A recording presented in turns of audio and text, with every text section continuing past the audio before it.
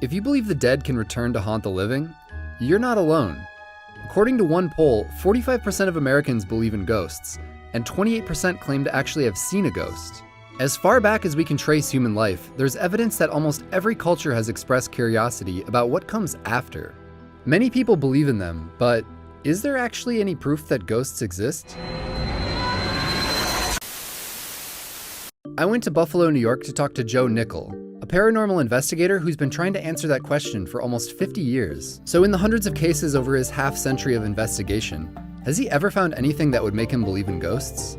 Not only have I never found a single case that I thought was proof of a ghost, neither has science. Part of what makes it difficult to investigate is all the different ways people have defined ghosts.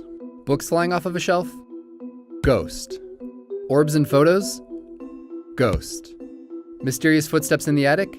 Ghost. All of the would-be evidence that ghosts exist consists of ambiguous photographs, videos. The next day, his HD TV literally begins rocking violently from side to side all by itself, and first-hand accounts.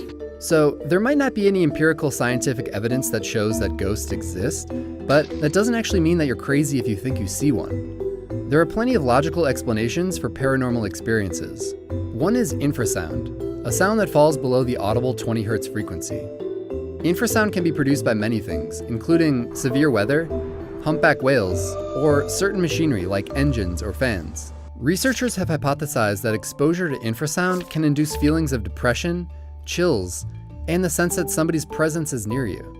The sound can even cause visual hallucinations. At the frequency of 18 hertz, it resonates with the structure of the human eyeball. And if you have a sound that resonates with something material, it'll make the material vibrate at that frequency. And when that happens to you, your eye begins to see things that are in fact not there. This experiment does highlight how manipulating certain parts of your brain can produce what researcher Olaf Blank calls misperceived self-representation, which can easily be misconstrued as a ghostly presence.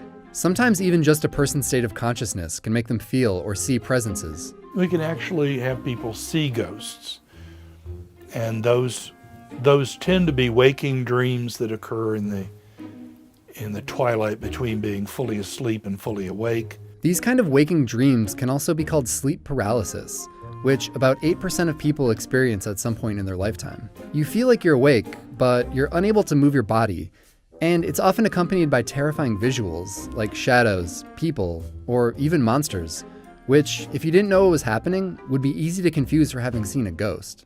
Another possible explanation for ghostly sightings is grief. One study found that up to 60% of people that lose a spouse claim to see or hear their dead loved ones. In his book about hallucinations, neurologist Oliver Sacks said that seeing the face of a deceased loved one can actually help you cope with your grief. This sort of hallucination is not frightening. It's often very comforting. It seems to be part of the mourning process, and it really, a sudden hole has been left in one's life, and this helps it to heal over. There is no question that most of the paranormal promotes something very positive. There are a few exceptions, but all have to do with our hopes and our fears. We're hopeful that ghosts exist because then we don't really die. Our loved ones are not gone from us. They are real and alive. I remember when my grandmother died and how much I did not want that to be the case. But the ghost idea, the idea that we just get up out of our bodies and continue on, is powerful.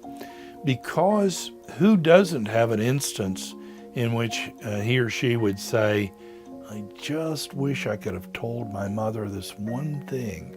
Or I wish my father knew I wasn't really mad at him that time. So ghosts may not actually exist, but that doesn't mean that you might not see one.